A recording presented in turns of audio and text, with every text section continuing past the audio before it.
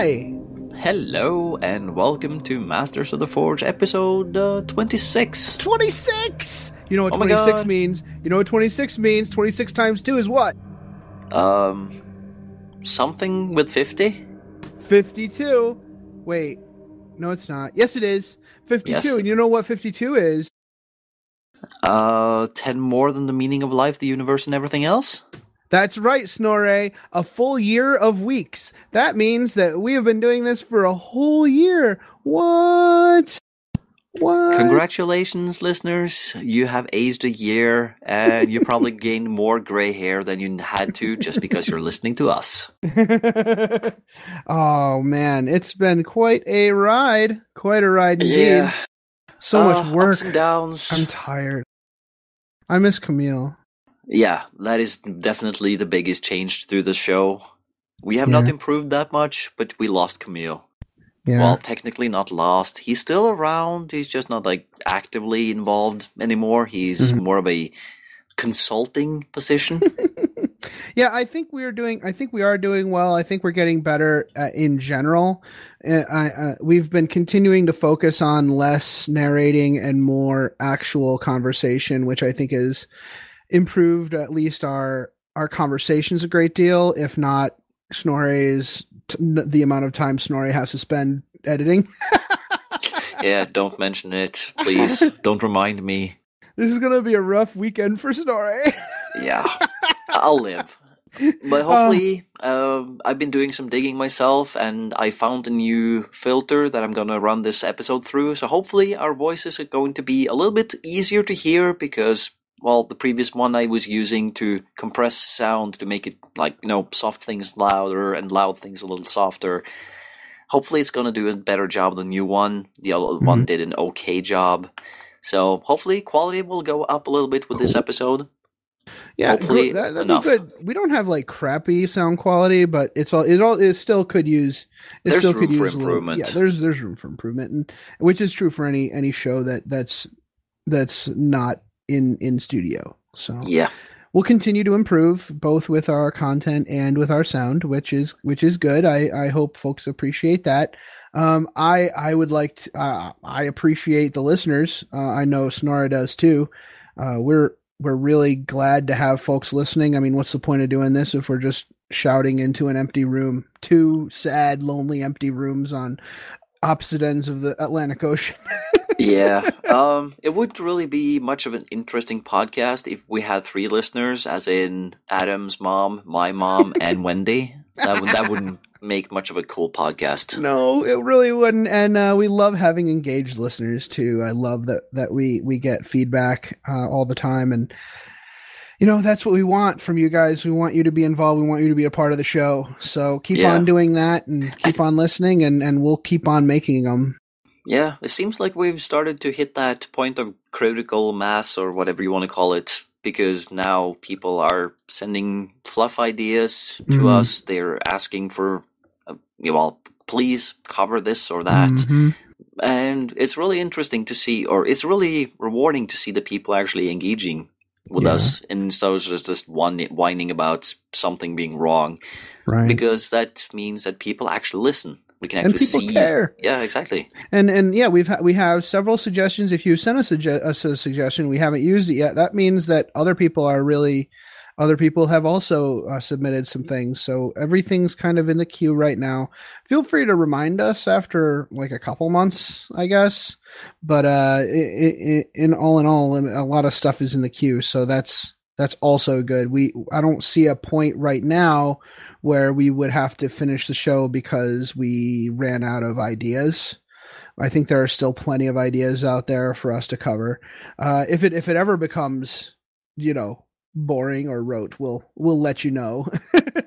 But for now, everything seems okay. I think we have quite a bit of life left at least, and I'm sure you the listener will let us know if we ever do become a little dry or unentertaining to listen to.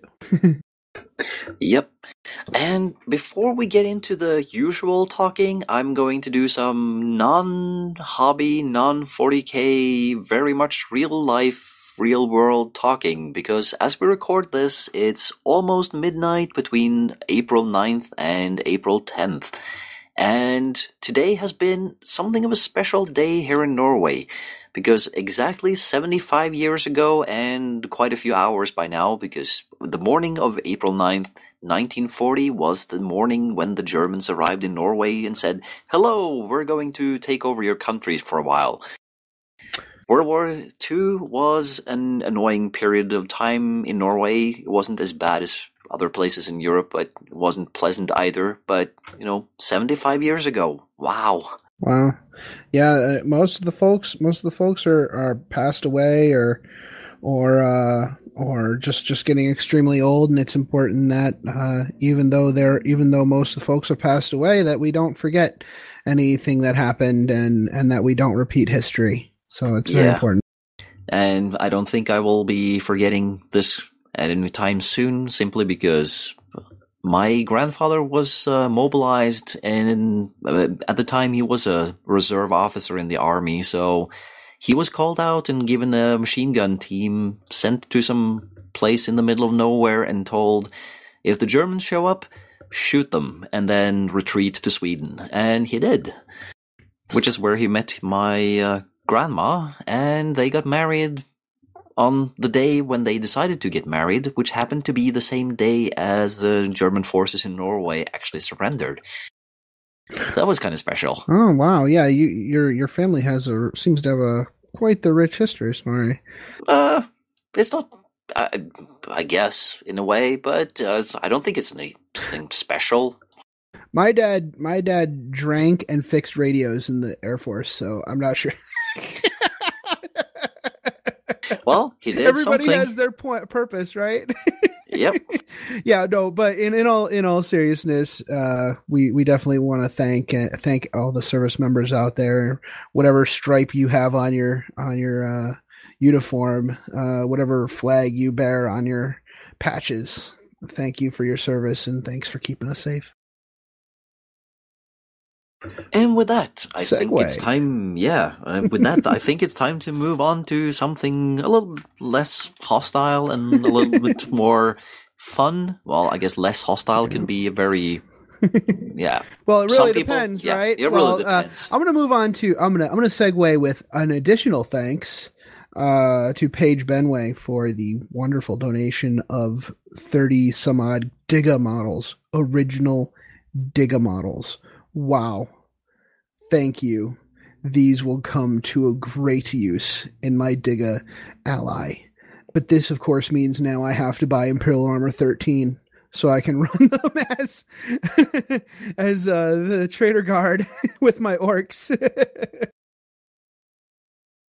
These guys are incredible, Snorri. They're like... Yeah, I've seen pictures. They're so little. They're perfectly to scale with my orcs, which is awesome, and they're so thematic. I can't wait to make heavy weapons teams out of some of them, and take some of them and cast one or two so that I can put them in the cupola of my Lehman Russ that I bought last year at Adepticon for this army. It's gonna be fantastic. I can't wait to do this project. Yep. But I have so many projects. Yeah. Titans. So many Titans. Yes, I just pulled the Titans back out after Adepticon and after about 2 weeks of illness. There was no way I was going to wear a respirator and work on these things in the past couple weeks. Plus, we had a lot of work to do on the show, so I didn't really have time past couple weeks to do that. But I am about to get started again, and please, everybody, keep on asking about it, keep on pushing me, because I really need to get it done.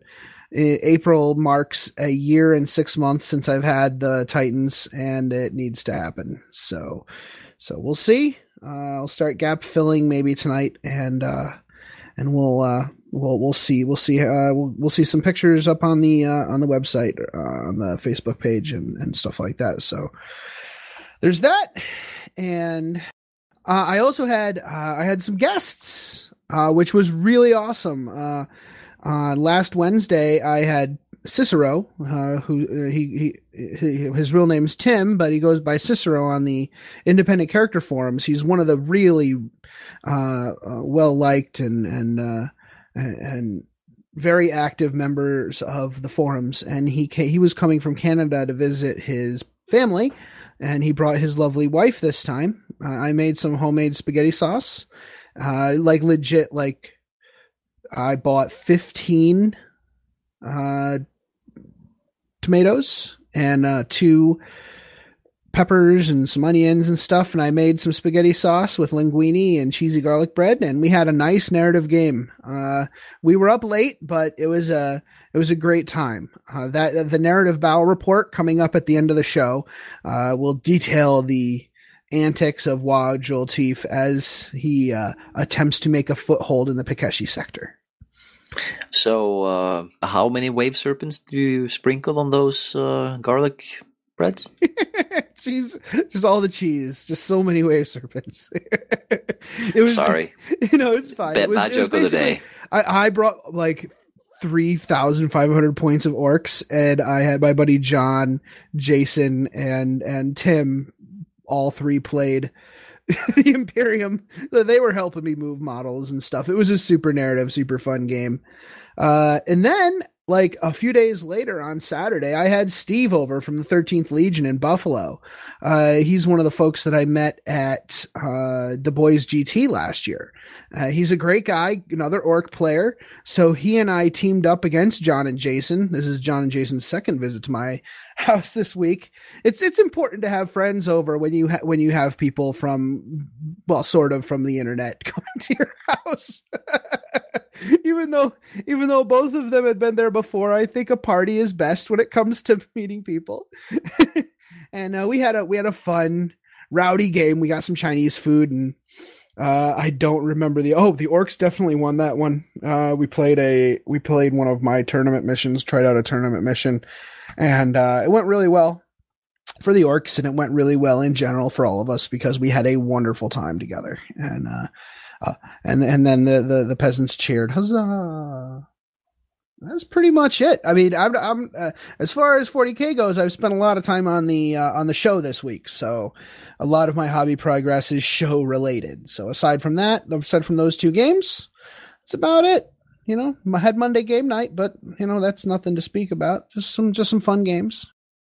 Yeah. Well, sounds like you had a reasonably busy fortnight. Oh, yeah. Always have, always will. Thank goodness. Yeah. On my end, it's been a little bit more. It's been a little bit quiet. I've been reading the Harlequins Codex and the Homunculi Coven book in preparation for this show, and maybe for some later fun stuff.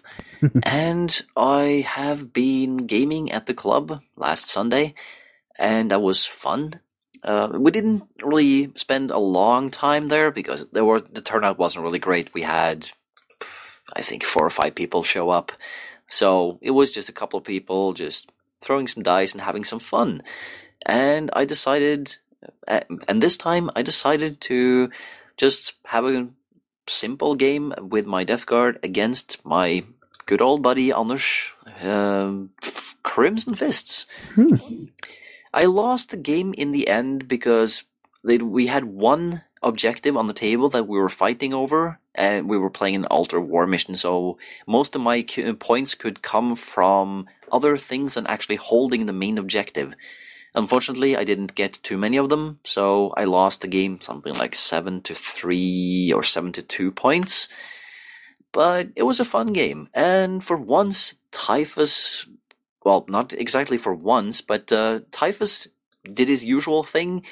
He runs up to some people and starts waving his big scythe around and starts reaping like you wouldn't believe it. But this time, something special happened. Pedro Cantor went down hard.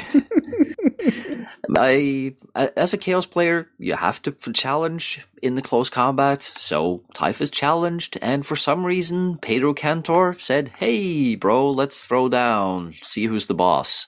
And Cantor didn't like that at all. as Anders starts rolling the dice, I think Cantor maybe landed one hit on Typhus. Not enough to kill him at all. Typhus, on the other hand, rolls a 6 on his demon weapon roll. So in addition to his base 3 attacks, he has an extra 6 attacks. And he overkills Pedro with 3 wounds, I think. Pedro Cantor had taken 1 wound already, and the rest were just gone. That was pretty epic. So yeah, I think Typhus really has earned his reputation as a badass in close combat. Yeah, he's no joke, man. He is no joke. You know, when you play these codexes, kind of the way they're meant to be played with fun in mind, like these dudes do some work. Oh yeah. Yeah, no, that's freaking awesome, dude. Nice.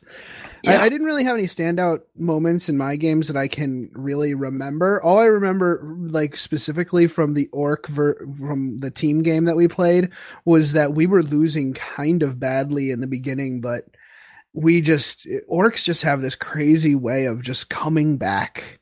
It's weird. Like even when they have only a few models left, they just have this tenacity that I don't know if it's actually like because of their rules or if it's just some weirdly spiritual game like karma thing, but man, oh man, they just have this way of jumping back. No orc player should ever give up a game before it's over because stuff gets real, you know? Yeah. There's something about that whole, maybe it's looking kinda bad for you, but unless you're there, like turn 1, you get an orbital bombardment in your head, and oops, your warlord and half your army died, like instantly. That sucks. Unless something that bad happens, turn 1, maybe you should just take 1 more turn, see how it goes, because there's some really interesting games in there. You should never give up unless it's pretty much gone, or like unless it's completely waste of time. Turn 1. Yeah, it's not. It's I get, you know, you're speaking more generically than I was, and I think you're absolutely right. There's never a reason to just up and quit. Just keep pushing at it. Unless you're preparing for like a competitive tournament, keep on pushing, keep on trying. You never know what might happen. You never know what mistake your opponent might make, or you never know what crazy turn of luck will turn on their head in the next turn. Keep on pushing. It's fun. And if you're preparing for a competitive tournament or something, then actually hanging in there a little longer might actually be good because you're on the back foot. Yep. And you might actually learn something from being at a severe disadvantage. Right. And you know, in actuality, a lot of the tournaments these days, it's not over after the 3 turns, you know? So, sorry, Snorri. I have to go. The groceries are here. Okay. I think we pretty much covered everything. So maybe we should just move on with the show. Interested in the offbeat world of 40K? Is your bits box full of 20-year-old space elves? Have you ever searched for something out of production 40K on eBay? Well, hold on to your zotes and head over to Corsair Radio. It covers the full scope of the hobby, homebrew rules, fluff, campaigns, oddball models, and more. From Terra to the Eye of Terror, visit us at corsairradio.blogspot.com. That's corsairradio.blogspot.com. It's time to get started on Codex Space Clowns.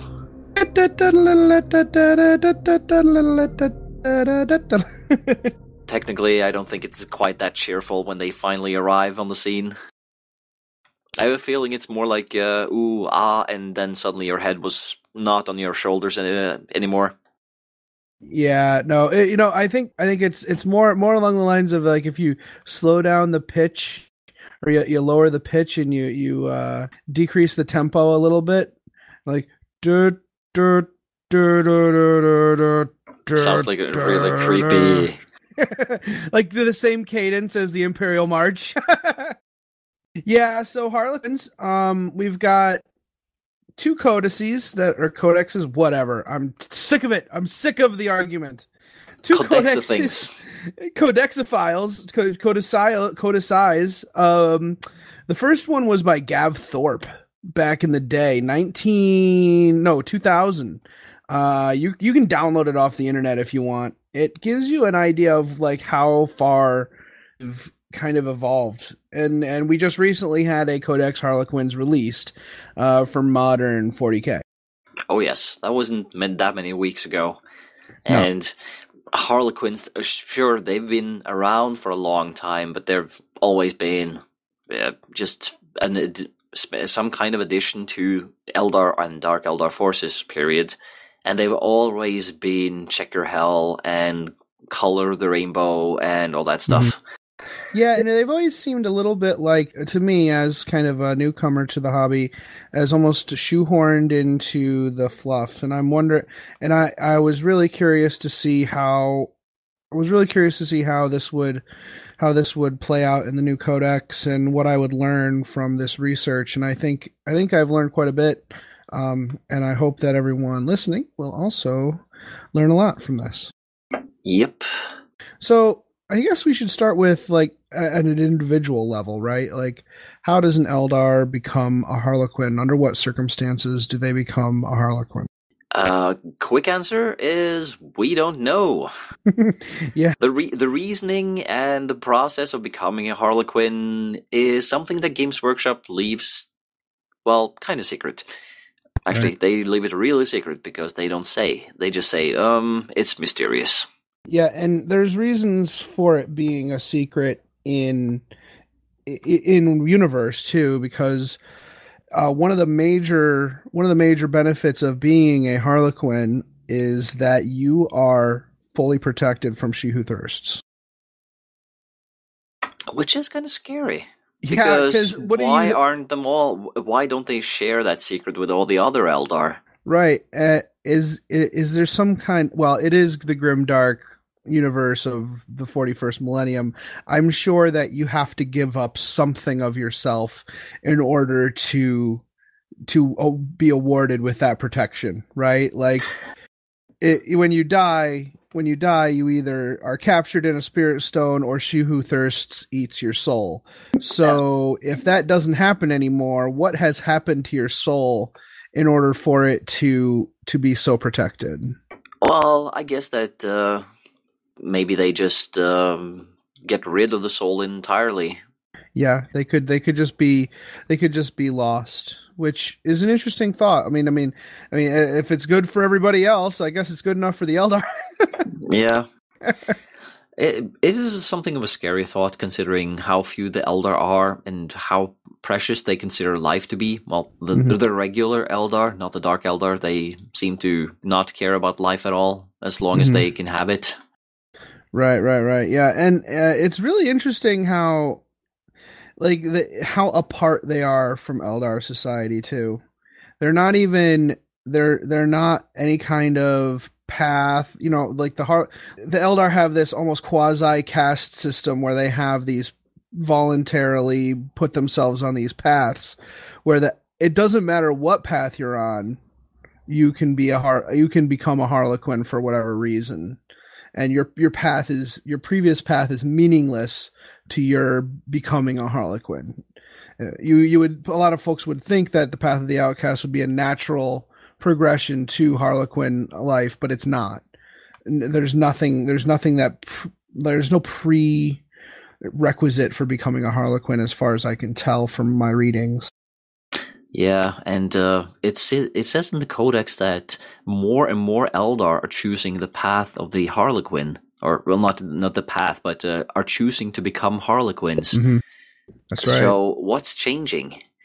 There is an interesting passage in the Codex, in the earliest parts of the Codex, about a prophecy, and more of this prophecy is becoming true as time passes. Mm-hmm. There's references to Ahriman looking for the Black Library. There's a reference to the God Emperor rising from his throne. And, well, hopefully, if everything goes according to plan, because, well, it is a prophecy, so it's a lot of suggestions and hopes and dreams and such, and hopefully everything comes true in the end. Slaanesh will cease to exist if everything goes to plan. Yeah, it's really it's there's this glimmer of hope that always exists in 40K lore that we all know has a nasty way of taking a turn on the people who believe in it. Yeah, but at the same time, maybe these Harlequins are actually onto something. It could be. We'll learn more about their history and their attachment to and their attachment to current times in a little bit. First, let's delve into the specifics of a Harlequin mask, which is really what, or at least just Harlequins in society. So like they get split up into different troops, and each troop has an alignment. Light, which Eldar who follow the light, like a light troop, actually play the heroes of an epic.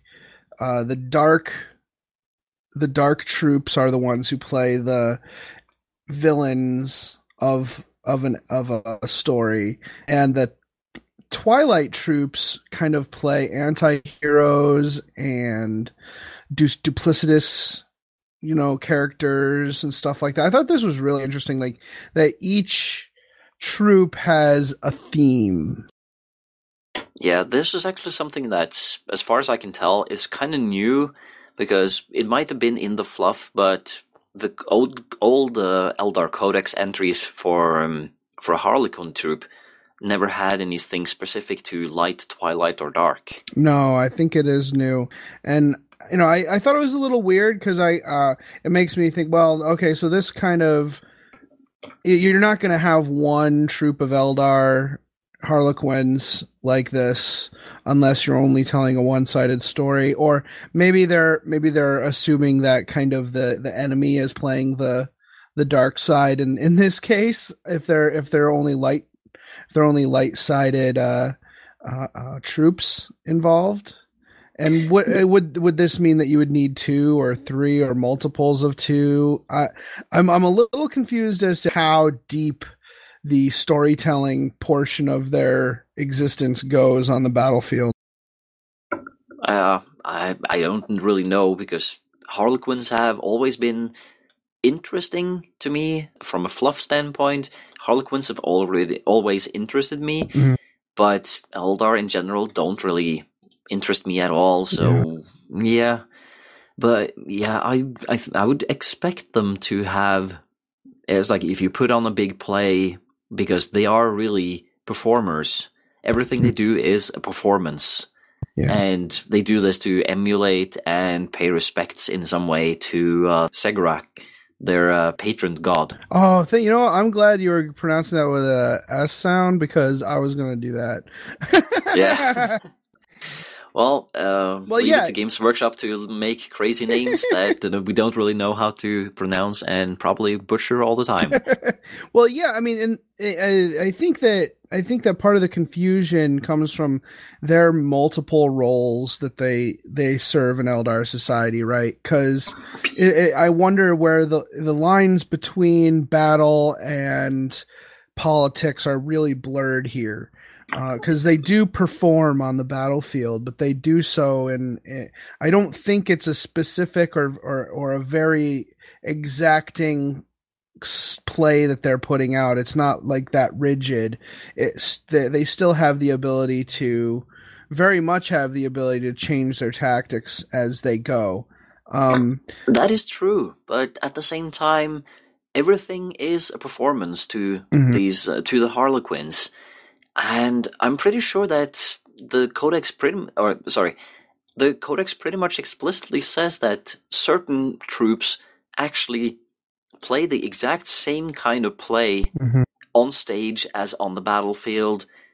Sure, the enemy isn't something you can control, so there's nothing that's really learned as like, okay, you move there, so I do this. It's more like just a flowing performance. it's like they're playing their choice or their favorite stories on the battlefield too. It's just the players are different and the setting is different, but in their heads they're still doing the exact same performance. Right. Yeah, there are some of the masks are masks being the groups of Harlequins. These are Harlequin, like large groups of Harlequins that consist of multiple troops. So you have TROUPES troops, several troops within a mask. And there are some masks that, like you say, only perform that one performance because they're kind of nuts. There's one group that only performs the fall or the rise of Slaanesh, and they're so obsessed with it that they'll keep on perfecting that performance until it can kind of happen again, and they finally conquer Slaanesh or finally, win over on her, which is really, really interesting. These guys are bat nuts.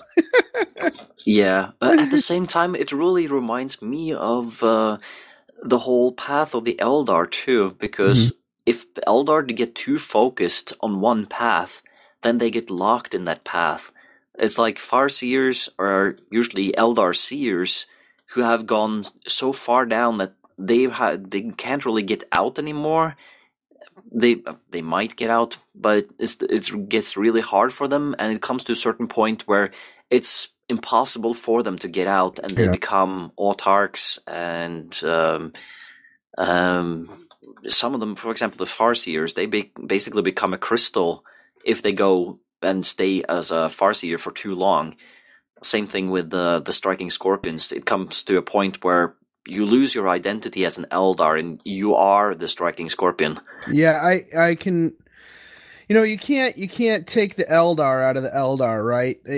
At the end of the day, even though they're aware of their weaknesses and they're aware of what happened because of their craving for the excess of life, they can't change what they are, right? They're still Eldar, and they'll still fall in those same ruts.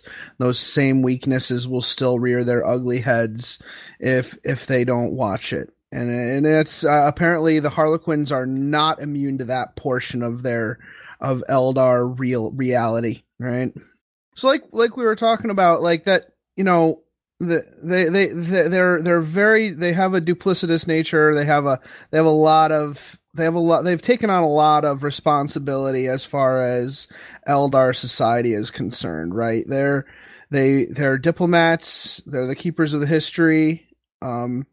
And they're also like on this singular mission to destroy Slaanesh. All of these things are very difficult to maintain and to succeed at. I think the hardest, I don't know, I would almost say that the hardest part is drawing members of all the surviving Eldar societies together and getting them to work together. I think it's comparably easy to maintain history and to make sure it's not lost, and comparably easy to just go out and slaughter chaos demons. But when dealing with actual people who have to get along with each other, that's easy peasy, right? I think that at the point where Eldar, or Dark Eldar, Exodites, or whatever it is, decide to become a Harlequin, they've stopped caring about skin color or where you came from, because then it's all about destroying Slaanesh. Mm-hmm. No, I agree, and I think that maybe that's part of the reason why so many Eldar have started to become Harlequins, and they've just decided it's time to stop. It's time to stop being splintered and fight for survival together. And I think that's a wonderful light part of the story. The fact that the Harlequins not only have created this group of undivided Eldar, but are also capable of bringing these factions together to fight for a common cause. I think that makes for some really great stories, and it also makes for some great armies too. Like you can really build a really nice army based on this central. You can really build an army based on this central idea of the Harlequins bringing them together to fight against She Who Thirsts or some other threat to Eldar society. Yeah. And I really think that this codex gives you a lot of nice options to build really thematic armies.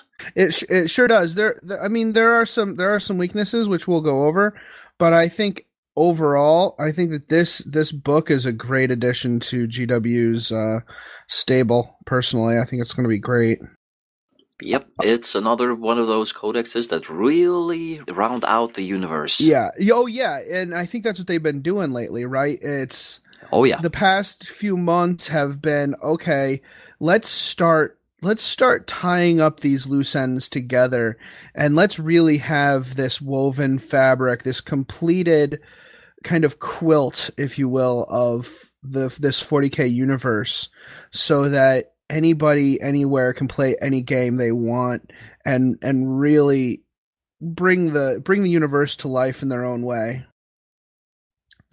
So the Harlequins, one of their other chief jobs is to maintain the Black Library. Can you tell us what the Black Library kind of is, Snorre? Remind us of that. Well, as far as I can tell, the Black Library is something of an extra-dimensional place in the webway somewhere, and only the Harlequins actually know where it is.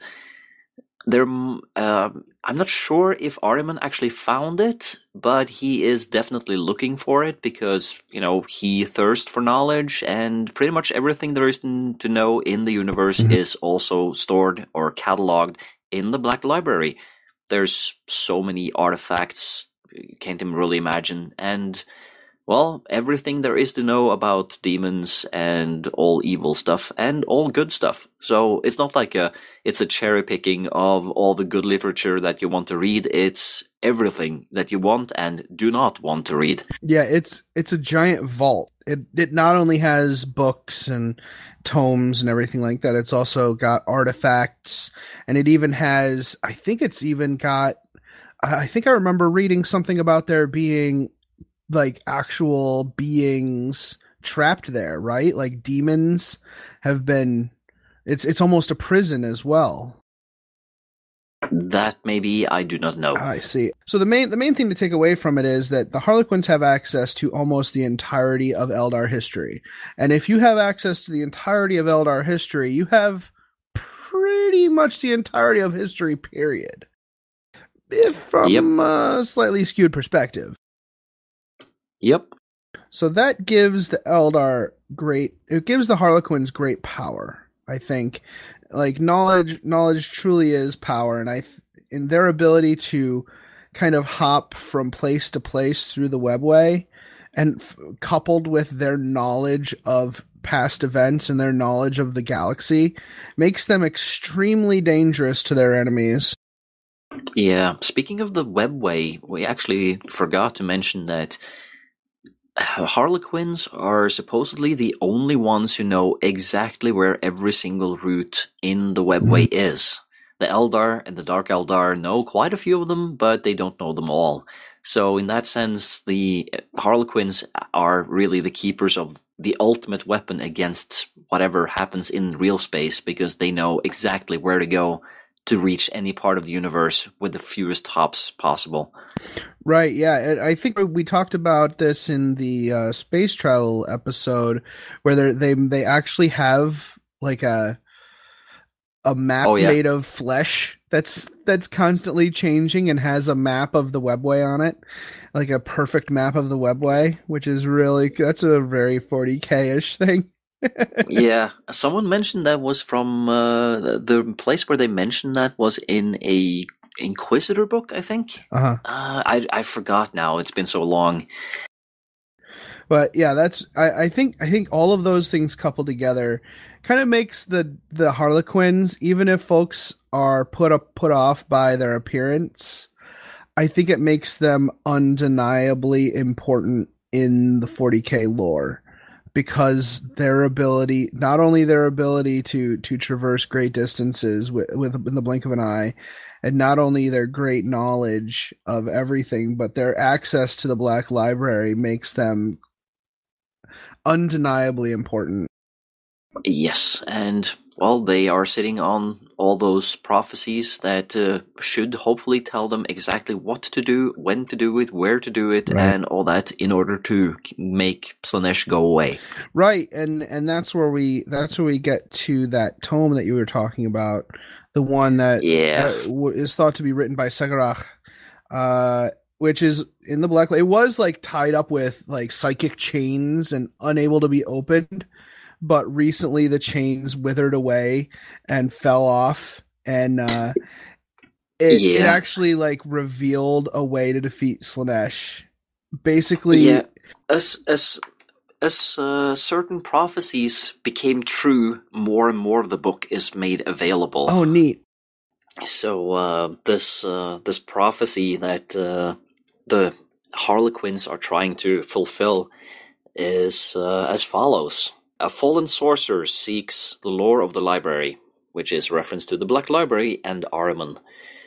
A king stirs in his court of death and silence, preparing to rise once more. I'm pretty sure that's the God Emperor. Within madness, I, the champion of the ruinous powers, prepares to seize a realm long denied. That's probably Abaddon, and that's probably one of the Black Crusades. Don't know which, because it doesn't say. So we're on the 13th now. Might be it, might not. So there you have it. Supposedly this book was written by Segarach himself. I see. And he should know his stuff, because while all the other gods were fighting off Slaanesh, he just went into the webway and said, "Goodbye, I'll see you later." Yeah. Either that or he's playing a giant trick on the Eldar themselves. You never know. that is very much true. It could be. But it might seem like a really, really cowardly and stupid thing to do, to just like run off when everyone else needs you. I guess he saw the long game and decided that it was more important for him to stay alive, so things could be done, and then to just die on the battlefield that one day. Yeah, if you spent eons planning elaborate pranks that whose payoff is centuries after you started your prank, you tend to be able to vidi the long game. Yep. So I don't know. Is there anything you want to talk about with the Harlequin fluff? It's not that involved, because it's kind of a small faction. We could talk about the different masks that there are out there. The Codex gives you a lot of masks that you can use to paint your models or represent on the battlefield with. And each one has a very unique outlook on the universe. Some of them are very villainous. Some of them are heroic. I thought my favorite was going to be the Twisted Path. They kind of steal other races and they add them to their army as kind of extras, I guess, to the troop, or to the mask, and they actually like bring on humans and orcs and everything in order to fully tell the story that they're telling. And I thought that was really neat. But I think my actual favorite is the Midnight Sorrow, because it really kind of exemplifies the huge change that's happened in this codex, as far as lots more Eldar are becoming Harlequins, and the Harlequins themselves have become a major force against Slaanesh and the enemies of the Eldar in general. And I thought that was cool, because they're kind of the Ultramarines of the Harlequins. Yeah, I didn't really find anything that really spoke to me, because there's nothing really that speaks to me when it comes to anything Eldar. Right. But as a note to what you said about there not being all that much, if you compare the fluff part of the Codex Harlequins with the fluff part of the Codex Homunculi Covens, the Harlequins Codex is kind of skinny. Yeah. There's a lot of fluff for the Homunculi Covens.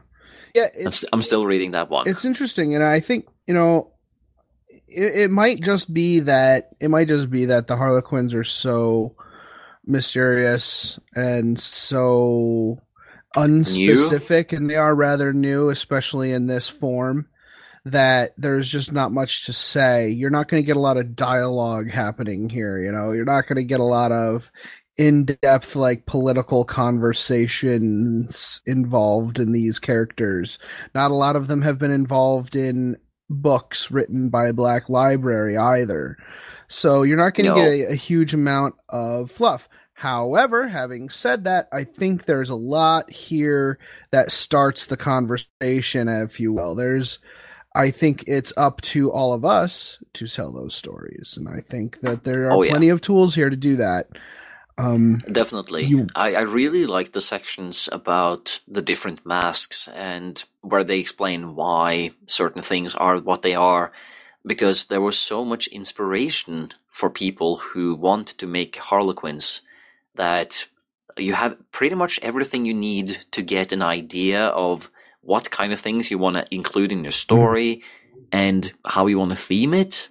And if you don't like any of the pre-made ones, there's everything you need to make your own. Yeah, it at least gives you a good idea of what they're like in general, that you could come up with your own and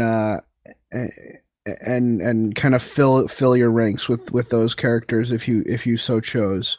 But anyways, I guess we'll move on to talking about how to build armies with this codex and how to do so with the story and the background of the Harlequins in mind. But I'd say let's take a break first, shall we? Let's do that. For all you wargamers out there listening, with boxes and boxes of unpainted miniatures, collecting dust and getting the stink eye from your significant other, one man is on a mission, nay, a quest to help you out. The page is called the 1 Hour Army, and it's about getting the most out of your painting time, no matter your skill level. Being privy to some insider info, we know there's an ebook in production and many tutorials on the way. Once again, the 1 Hour Army, find it on Facebook. Willkommen tillbaka! Välkommen tillbaka! Tillbaka? That was close. There's no willkommen, it's velkommen. Not V. You actually pronounce the V? Yeah. It's just like a V. So it's velkommen tillbaka. Velkommen tillbaka. Ooh, nice. Yeah, that's pretty close. Oh, nice. All right. So we're gonna talk now about now we're gonna talk about the combat doctrines and like actually playing Harlequins on the battlefield of the 41st millennium, like with your models and your toys and your friends and your dice. So I guess the first thing to do is to talk about their organization. So we talked before that Harlequins are broken down into masks, which is a large group of Harlequins, and that large group is broken down into troops, TROUPES, and those troops, each person in the troop serves to play a role in the battle. Or in the play, depending on how they see it or you want to see it. Yes. And they actually do just perform legit plays too. Like it's not like they're always fighting. Like they actually do perform like just straight up performances in Eldar Society. But right now we're talking about their relation to the 40K game. Now it's all about rolling them bones. I wish we could play that song right now. Let's play it right now. Roll them. No, we're not going to do that. I don't think anyways, so I guess it's not a surprise how the Codex talks about how they fight, because the rules really kind of back up their kind of fighting abilities. They're very fast, right?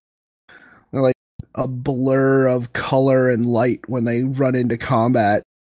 I seem to recall somewhere in the Codex they were actually describing Harlequins in combat as a psychedelic blur of colors.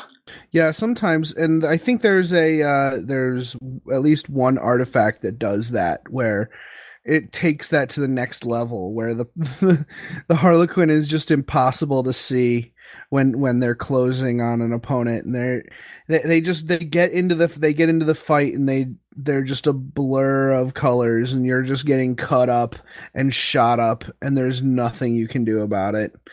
Yeah, on top of the Eldar physique, they are exceptionally agile and quick. Yeah, like even compared to other Eldar, who are, let's be honest, super fast and super lithe. The Harlequins have these things called flip belts, which are actually anti-grav units, like these specialized anti-grav units that let them perform unreal maneuvers when they're fighting or when they're performing. It is probably quite a sight to behold when you see these almost Matrix style maneuvers being performed by physical beings. Yeah, let's not call them physical human beings. No, physical beings. I almost spacefarers are not human. Oh, that's great. Sorry. I can't. It's impolite to be racist, so I'm just being xenophobic. Right. No, that's fine. That's fine. You can be xenophobic. It's all right. Thank you. So, I guess it's fair to say that not only is this fighting style reflected in their equipment and their actual basic abilities, but it's also reflected in the command benefits of the regular, like the detachment that they're given. Like one of them is rising crescendo. From the start of the second turn, all units of this attachment have the fleet special rule and can run and charge in the same turn. And that's just their detachment. That's what their detachment gives them. So yep, they that's basically pretty have, crazy. Yeah, they have WOG basically and their fleet. It is insane. They are so fast. A lot of folks are complaining about how expensive the models are, but I think they're only looking at the models. Like they'll look at a troop of Eldar and they'll go, that's expensive, but they don't look at it from a whole Codex perspective, right? I think that these guys are very good, and I think they're very, very reminiscent of the fluff. Yeah, I think they've captured them pretty well. As far as I can tell. Oh, but yeah, for sure. I'm not a crunch person. No. So don't quote me on this, please. No. And you know what? That's not what we're here for, to be perfectly honest. But like, I really do think, at least as far as when I look at these rules, I'm definitely getting a feeling for the fluff that I just read, you know? So along those lines, like, each and every unit in the book has it directly reflects a part that they play in the stories. The most basic troop that you have is basically a troop. Surprisingly enough. That isn't confusing. Yeah, exactly. They are just normal soldiers, as far as you can call Harlequins normal. They are led by a troop master, who is like the person who organizes who does what inside the troop. Is basically a sergeant. Yeah, and he plays, or she plays, like the lead role. So like whether you're light, dark, or neutral, they'll play that lead role. So if they're light, they'll play the great hero. If they're dark, they'll play the great villain or whatever. Yep. And then you start to move into the more specialized people, because you have the Shadow Seer, who plays the role of Fate. Mm-hmm. And these are the Psykers in the army. Mm-hmm. Yeah, and it's interesting. I was wondering, like, would they have multiple Shadow Seers if they're all playing Fate? But I guess it's not that serious. Like, they don't actually... Like, they could all be playing Fate, and that would be fine. Well, you can have one person playing Fate as a general theme if you want, But you can also have a specific Shadow Seer acting as one troop master's personal fate. Ah, that's an interesting thought. So that is, as far as I would do it, that would probably be the one way I would put more Shadow Seers in, as more attached to a certain person's role. Right. And I could even see like you having two troop, like a light troop and a dark troop, each one having a fate. And like they could even be playing as foils to each other's fates. That is cool. Nice idea, Snorri. Yep. Then you have the Death Jester, who represents death. Yeah, that was really strange. It's quite a step right there. Yeah.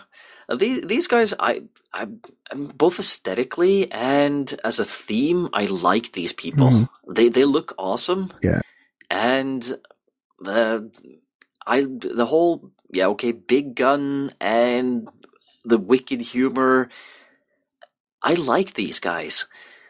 Their idea of sick humor in combat would be to headshot the driver of a tank so that he falls over in a position where he crashes into another tank, which makes it cook off some rounds inside. Maybe that will trigger the cannon of this tank and kill another tank, just because, for the lulz. Yeah, I think there are a few MMO players who might be Death Jesters in disguise, to be perfectly honest.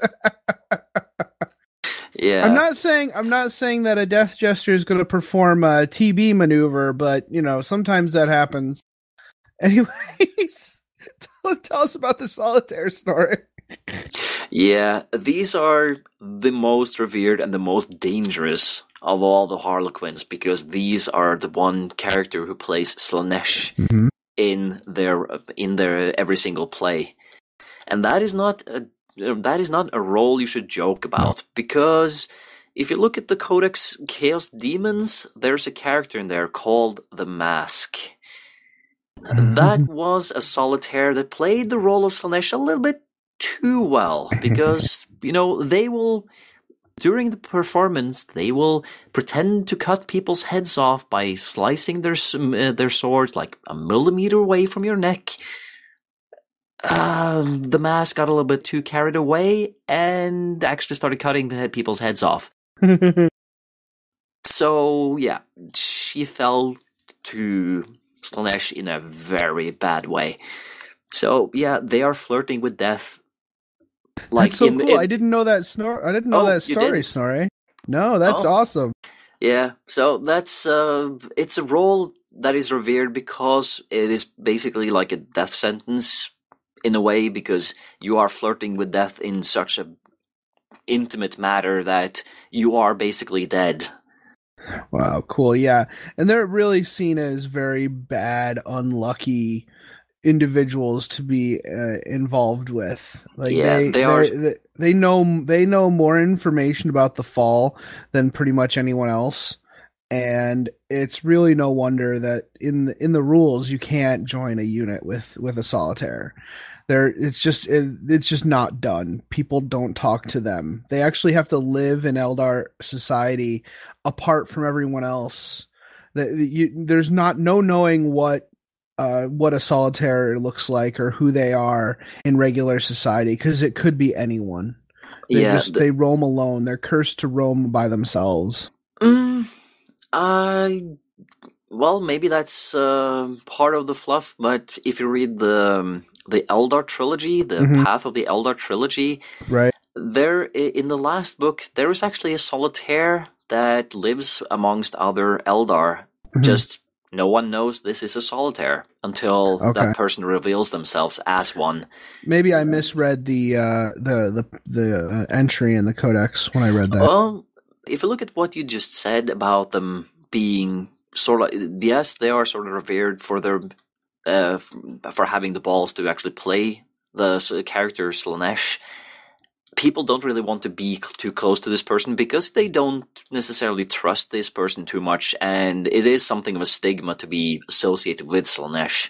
Right. But at the same time, they might, because no one really knows who they are, they might live amongst Eldar Right, It's but like, they won't say that they play the part of the solitaire. yeah, and They won't tell people that just so that they can actually have contact with people. Yeah, and also as soon as they probably get forced to reveal themselves as a solitaire, if they have the option to live amongst Eldar, then well, they know you're a solitaire. Let's move on. Let's find someone else to annoy and not be around these people because, they know me. So they know I'm a solitaire now. But in combat, if you ever need to be close to someone who will save your bacon, the solitaire is your best bet. Harlequins make Eldar look pretty pale. The solitaire makes the Harlequins look pale when it comes to combat.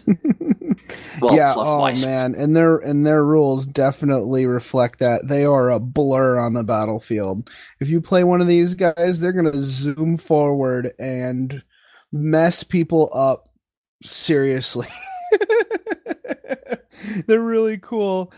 So another role, the last role we're going to talk about is one that we found in the old Codex. It's called the Great Harlequin. This doesn't even exist in the current one. They basically they foster groups of Harlequins, one after the other. They move from troop to troop, fostering these troops. And they usually play the Laughing God. So what you could almost do is you could almost say you could rejigger it so that the solitaire is basically a kind of a graduate from a dark troop, whereas the Great Harlequin, you could play that as a solitaire that's kind of graduated from a light troop and plays the Laughing God instead of Slaanesh. Who knows? That would be one way to play. That would be one way to play it, I think. And I think it's really interesting because they're supposed to, like the new Codex says, a troop doesn't have a mask doesn't have a true leader. Everyone works together. Everyone has these like battle plans at the beginning of a battle, right? Then the battle plan is represented by an act called Sedath. Sedath. I think that's how it's pronounced. The Sedath. And the Sedath is a specific story. And everyone has roles to play in the Sedath, and it's just a general battle plan that everyone follows, and everyone is expected to know everyone else's role in the Sedath, so you can expect to be backed up. You don't need to say to anyone, "Hey, back me up, I'm going here." They will kind of already know you're doing that because of the Sedath. Yeah, the scene dictates that this is what's going to happen, so you play your part, and you expect everyone else to play their part, and everything works out in the end. Yes, exactly. And when you're a 5,000-year-old, space being, maybe you can kind of expect that sort of thing on the battlefield from your contemporaries. The Space Marines are actually quite close too.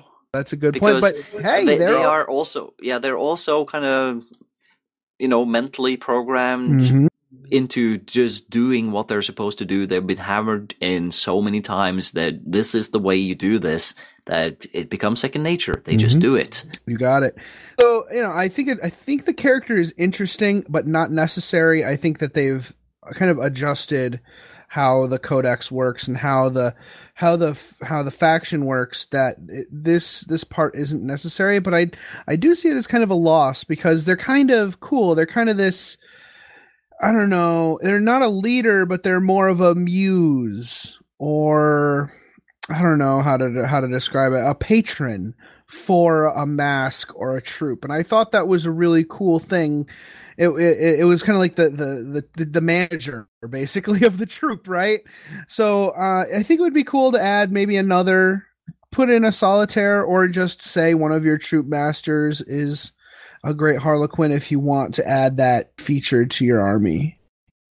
And as most people might have noticed by now, if you play a friendly game, it's quite amazing how many cool things you can actually do with your list. And as long as they're not completely broken, this might be, then maybe that person will allow you to have 2 solitaires just because it's part of your story. Yeah, exactly.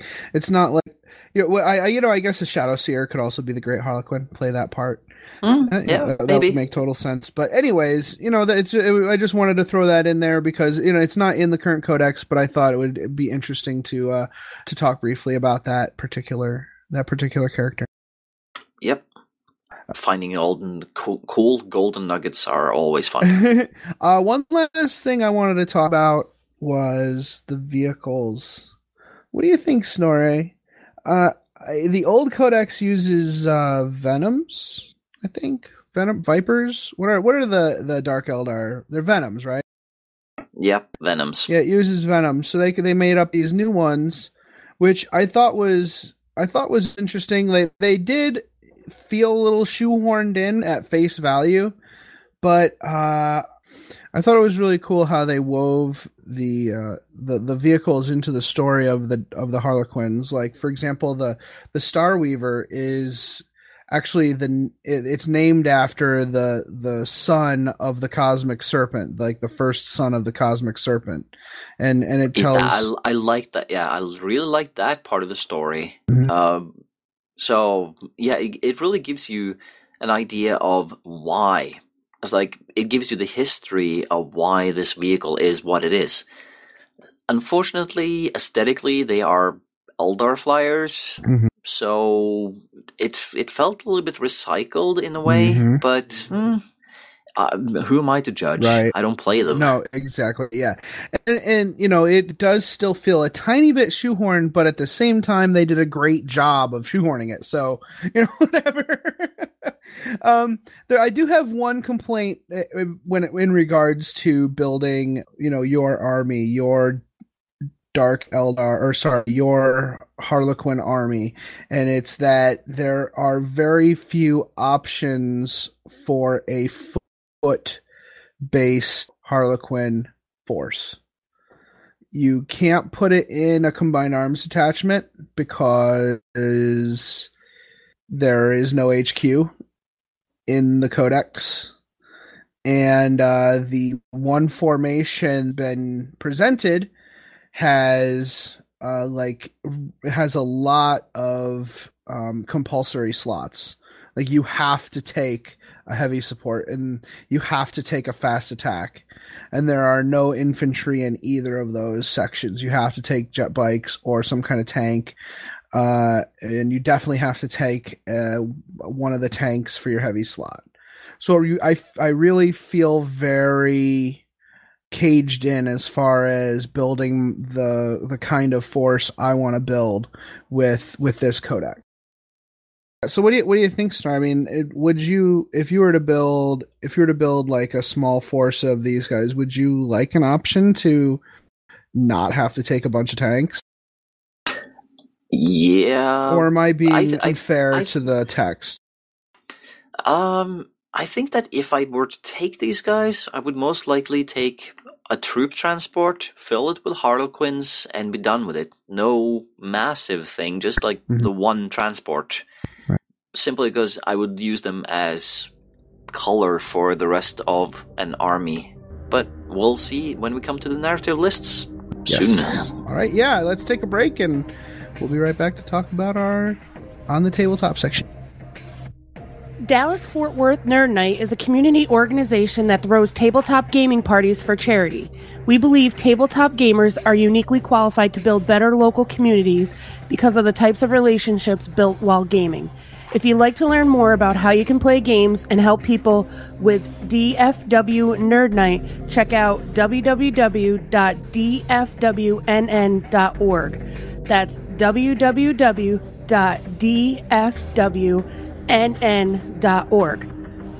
Thanks. The next part of the podcast this fortnight is going to be some new rules for you to use in your games of Warhammer 40,000 utilizing Harlequins. So I hope you enjoy them.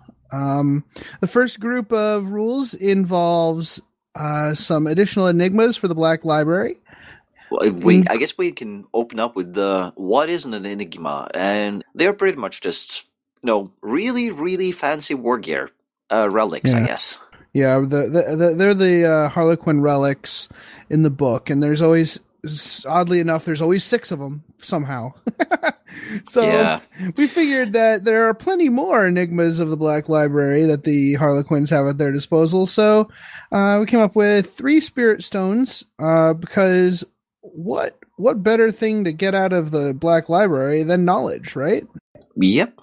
It doesn't have to be a book. Could always be some old dude stored in the spirit stone that you can talk to if you're psychic. Yeah. So there's 3 of them.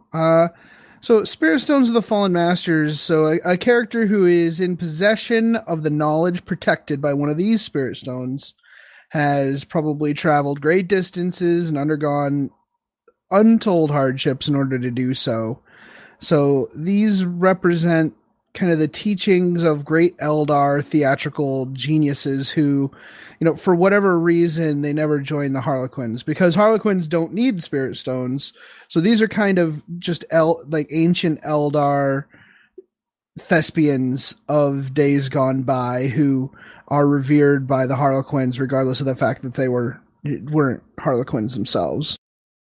Or it could also technically be just spirit stones found by Harlequins at some battle that were either taken before the Eldar themselves could get to them and get them into the Infinity Circuit. Thank you, Adam, for reminding me of that. And also it could be that pretty much every single Eldar was destroyed in a battle. No one's there to salvage, and the Harlequins did the job instead.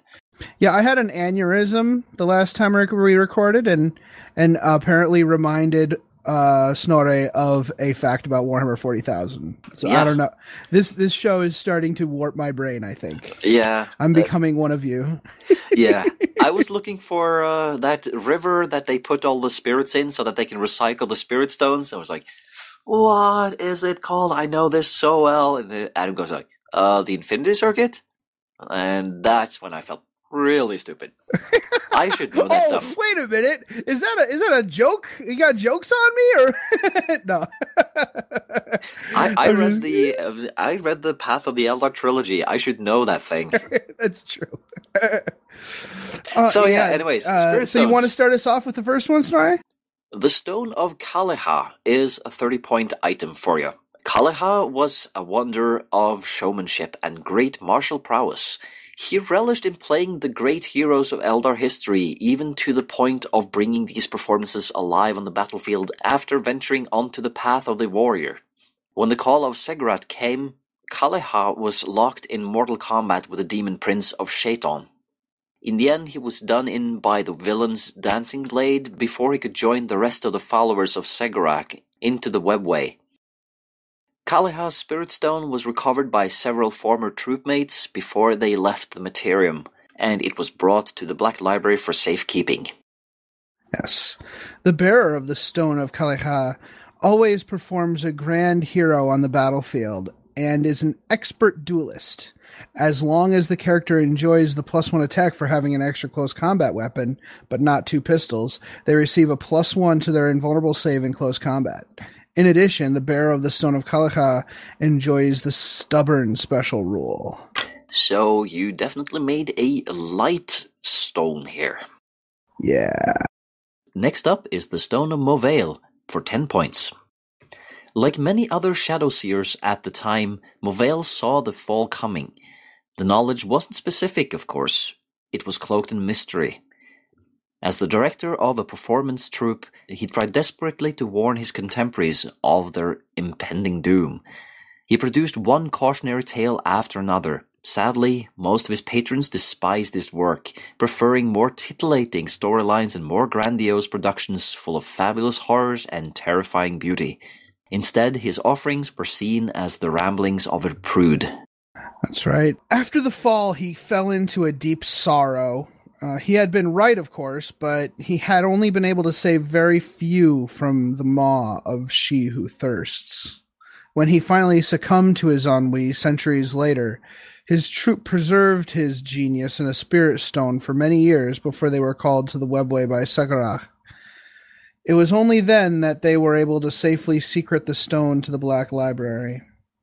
So, after all their powers have been selected, the bearer of the Stone of Movale may roll for an additional power from the divination discipline. This does not affect their selection of a free Primaris power in another discipline. Of course, only a Shadow Seer may take this relic. Nice. What's that story again? The one about the woman who sees the future but no one believes her? It's a classic tale. I think it's Greek mythology. Oh, it's Cassandra. Yes. Gave her the power of prophecy in order to seduce her, but when she spat at him, he gave her the curse of never being believed. So Yeah. she's forever blessed with foresight, but cursed with never being believed. That is horrible. Oh yes. Trust me, some of those old tales are really cruel. And last we have the Stone of Telesh for 15 points. Telesh is thought of by some as the matron of the modern Sedat. Even before the Call of Segurak, Telesh was devoted to remembering the fall and what had caused it. She preserved the stories through her productions. She and her troops survived on the early path of the outcast, both fighting and performing throughout the burning galaxy, daring the miserable remnants of their race to remember what had happened. One tragic day, a fellow Eldar ran her through with his sword during a performance before fleeing the scene. The assassin was thought to have been sent by some nameless, grief-stricken, highborn fool. Her body was preserved at the moment of her death in a stasis tube. Centuries later, her soul was captured in a spirit stone and brought to the Black Library for safekeeping. These are all very sad stories. Of course, it usually ends with somebody dying, so that's why. So the bearer of the Stone of Telesh understands better than anyone the importance of selecting the right Sedath. Sedath. Yeah, I just say Sedat. Sedat, got it. This book, let me tell you, with all its goddamn words, and I didn't make it any easier on us by coming up with all these stupid names either. Anyways, and, by the way, Star Trek Attack Wing. Star Trek Attack Wing. All right. The bearer of the Stone of Telesh understands better than anyone the importance of selecting the right Sedat for a particular set of circumstances. While some masks will only perform the same story time and again, the bearer of this relic abhors such notions. If the bearer of the Stone of Telesh is your warlord, and they are deployed before the roll to seize initiative is made, you may redeploy 1d3 plus 1 units in your army. After doing so, if you're going first, you may force your opponent to attempt to seize the initiative against you. If the latter is chosen, they get a +2 on the roll. That one was like my favorite. I love that. I love that mechanic. It just fell out of my brain onto the paper, and I kind of love it. Just the notion of forcing your opponent to seize the initiative against you if you want to after redeploying. It just seems kind of neat. Like you're kind of tricking them into, or you're manipulating events. Like you know what the battle plan is supposed to be. You're predicting their movements. Yeah, it is an interesting mechanic if you want, because he was supposed to have the bottom half of the turn, and suddenly he's in the first half, so you're sort of reacting to what he was supposed to do after you were supposed to have yours. Okay, I'm getting kind of confused there, but yeah, you get the point. Yeah, well, it's kind of like with the Eldar, well, especially the Harlequins, they're kind of like this medium range army that kind of doesn't want to go first because it overextends itself. So by going second, you're forcing your opponent to kind of go first and tip his hand. So I think it's kind of really in the spirit thematically of the Harlequins to kind of force the opponent to go first. Yeah. So Snorri came up with a really cool item called the Jester's Jail. Yeah, technically I didn't exactly come up with it because it's just recycling one of the items in the previous Necron Codex. Yeah. The Tesseract Labyrinth. But we had fun coming up with it though. Yeah, we did. It's not in the current one, and if you think about it, the Tesseract Labyrinth is an item that just makes you go boop and you're gone. And if the Necrons doesn't have it, then the effect, I think, would be perfect in the hands of the Harlequins. Mm-hmm. It's that joke you play on someone you really don't like. So, the Jester's Jail. The Harlequins don't only have great knowledge of the webway itself, but also possess relics which mimic the architecture of the webway, creating terrifying traps for their enemies. The Jester's Jail resembles a small, multicolored puzzle box. The bearer has the ability to trap their enemies inside, manifesting as a twisting labyrinth of madness, maintained for centuries or even millennia. When the colors of the box are aligned properly, the jail is opened and the imprisoned are released. So that kind of reminds me of that cube thing from Phantasm? No, I was actually thinking of Hellraiser, the one that makes Hellraiser. I get those two confused. Never seen Phantasm, I think. So, I don't know. Phantasm had a ball with spikes on it that floated around and killed people. Oh, okay. Hellraiser is more of just has the puzzle box. Yes. And this one is more of a 1970s puzzle box, actually. You mean a Rubik's Cube? Yes. So, what does it do? Well, if you have the previous version of the Necron Codex, then you can look it up. But if you don't, here it is. When engaged in close combat, the bearer of the Jester's Jail may forego all close combat attacks that round. If they do so, they may, at the start of the fight subphase, force one enemy model engaged in that combat to roll a die. If the number rolled is greater than their current number of remaining wounds, they are removed from play. Abilities which allow the model to be replaced on the battlefield do not function. The model is not dead, it is trapped in the jail. Huzzah! So, if you have Lucius the Eternal, he would sort of like be killed and then come back up again. Same thing with Saint Celestine. Yep. Not anymore. Nope. Yeah. It really is that evil last joke that kind of, well, you had the last laugh because you put explosives under his chair or something. That kind of stupid move. Only it's not stupid, it's actually kind of awesome. Yep, no feel, no pain, no ever living, just gone. Yep. All right, so the last thing we have as far as rules are concerned is a detachment. Now, one of the things I was whining about earlier was the fact that there's quite a lacking in detachments that allow you to just take models, just take troops or infantry. There is one detachment that is a troop and a spirit seer and a jester, I guess. And but still, it's not very conducive to building your army the way you want. So, enter the Weave Walker detachment. So the nature of the webway is such that one mode of transportation is as valid as any other, from the greatest of the craft worlds down to the smallest and quietest of assassins. The Weave Walker detachment represents a Harlequin mask which has mastered the walking of the webway. Never getting lost and rarely facing peril.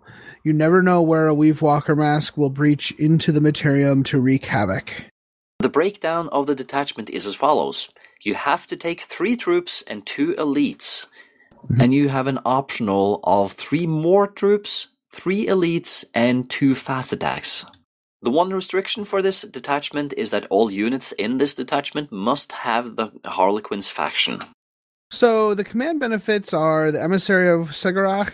This is the same as most of the others. If you have a troop master in the detachment as your warlord, they can re-roll the result when rolling on one of the warlord traits in the Codex. But the main ability that you get is called From the Paths. Before you deploy your forces, place a single webway portal marker. All non-vehicle units in this detachment have the Infiltrate special rule, but may only do so within 15 inches of the webway portal marker.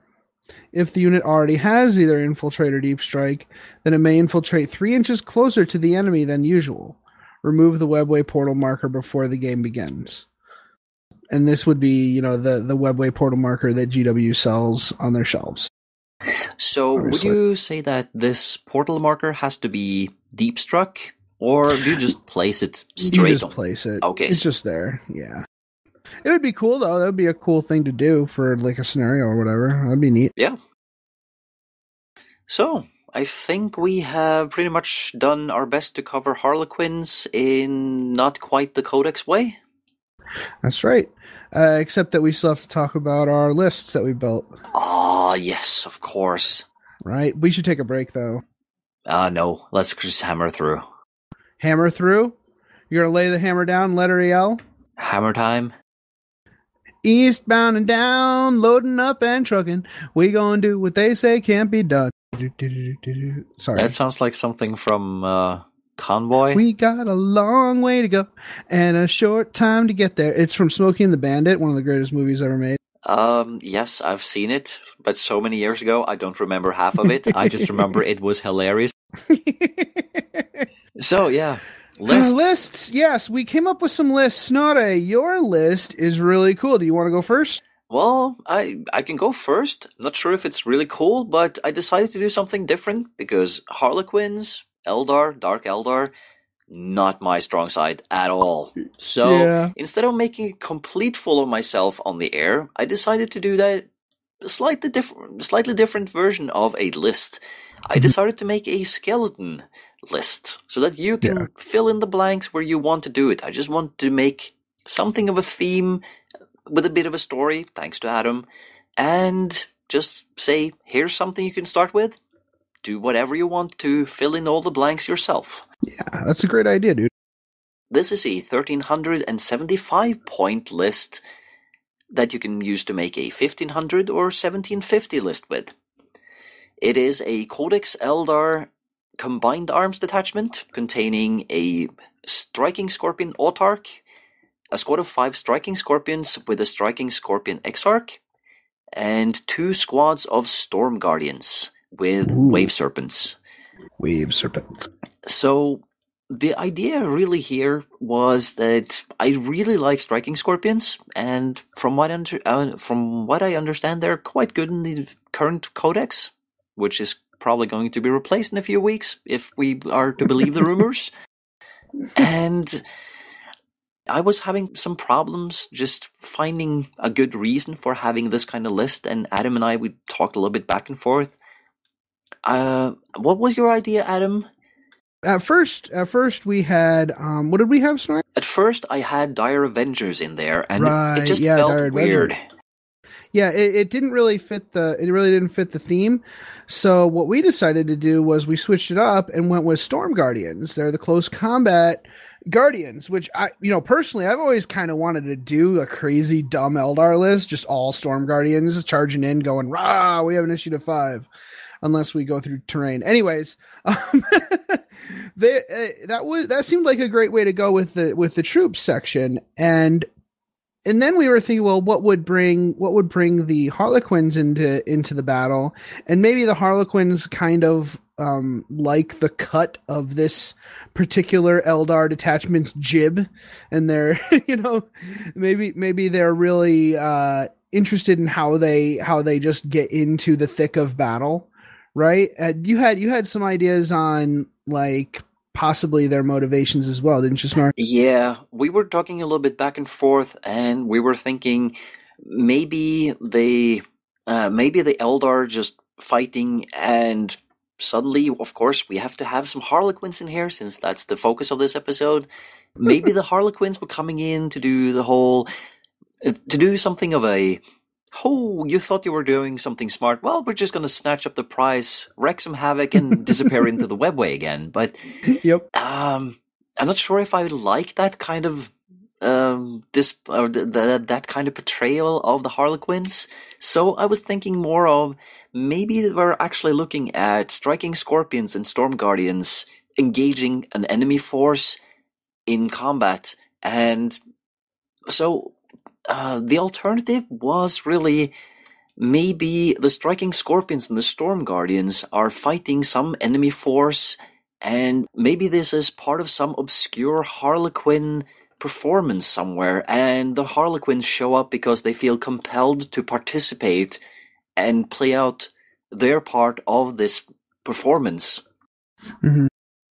Yeah, it's neat. There's a lot of ways you can kind of assemble the story together. Yeah. What did you have in mind for the Harlequin side of things? Is it just a basic like generic detachment, or? Yeah, that was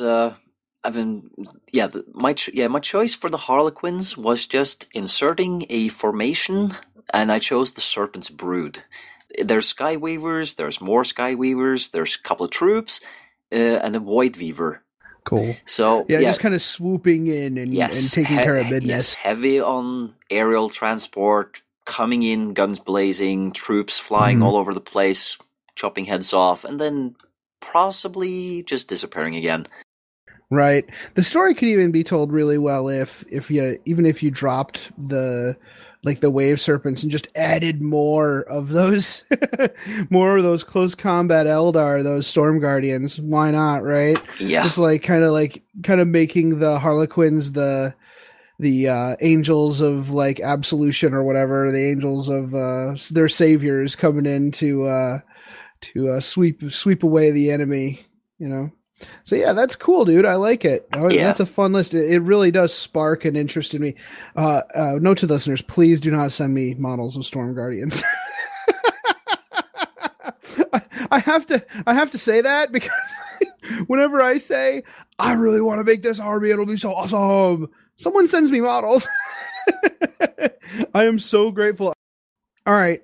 My thought was to take it a different way and try to just use the Harlequins Codex.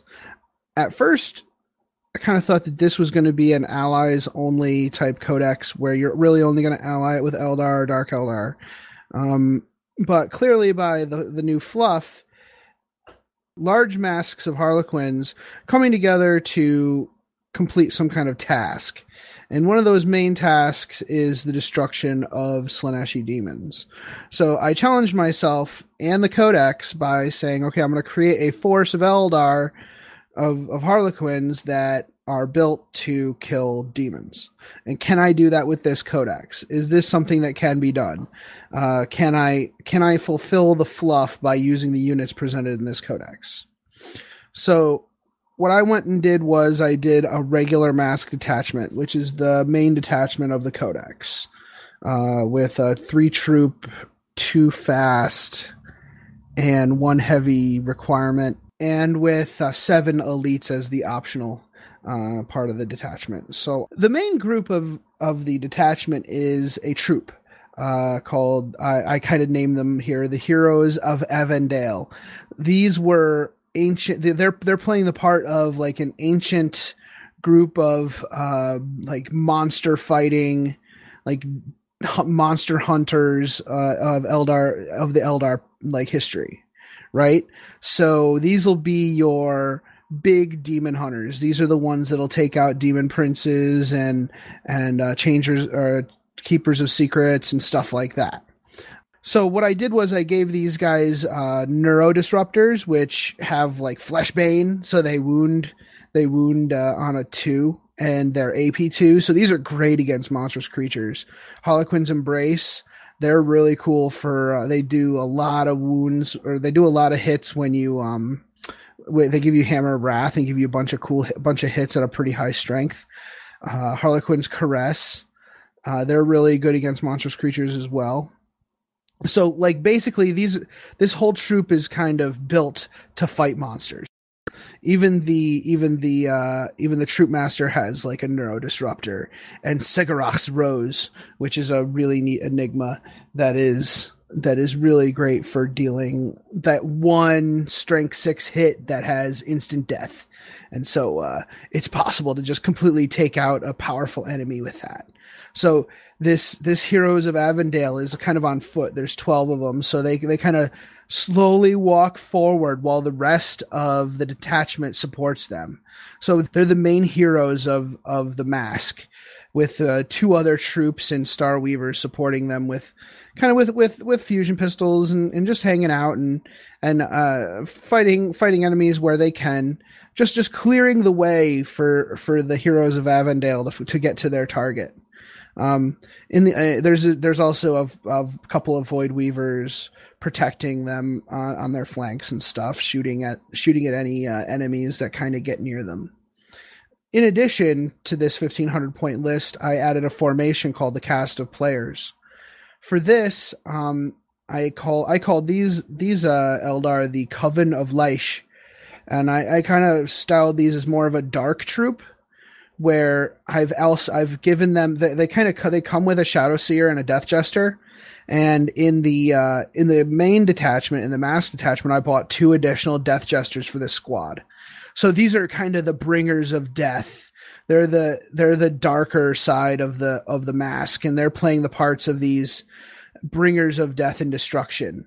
So it has 3 Death Jesters walking among them, and a Shadow Seer who's probably casting the Primaris power from the Phantasmancy discipline. The Phantasmanian Devilmancy thing? God, yeah. that is a terrible name for a psychic thing. Yeah, it's pretty bad, but like, I would see her casting Veil of Tears, like making them difficult to attack with shooting.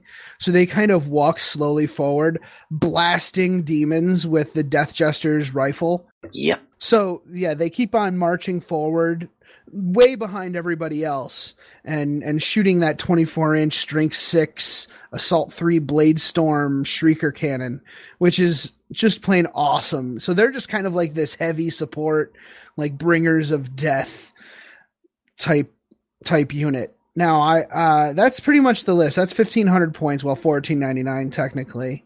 But I thought that this might be a really cool, like thematic, but also useful list that could be used.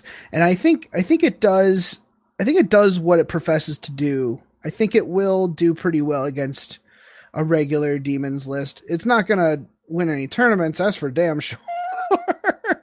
But yeah, I think it proves that the Codex does what it professes to do. Yeah, I think that you can actually say the same thing about the skeleton I gave you too. Mm-hmm, absolutely. Unless you put some heavy, probably anti-tank in there, and probably fill out all the other holes in there, you're not going to win unless, for some strange reason, the current Eldar meta or something just is so skewed to one side of things that people just don't ever see you come with that kind of weird list and you actually beat them because they don't know what to do with it. But I don't think that will ever happen. Sometimes that happens. I mean, there some people are doing really well with some really strange lists lately, and that's nice to see. But at the end of the day, I am a little disappointed that a lot of these detachments, well, the one detachment and these formations really heavily favor buying these transports and tanks. But to be honest, it's not terrible. You can still build a nice Harlequin list using the cast of players and some of the other formations. But at the end of the day, the book does what it professes to do and allows you to build a true Harlequin, either a full army or an ally to accompany your other Eldar into battle. Yep. So with that, I think we might have discussed this book to death. Yeah. Stick around for a narrative battle report, and then we'll close out the show. Yep.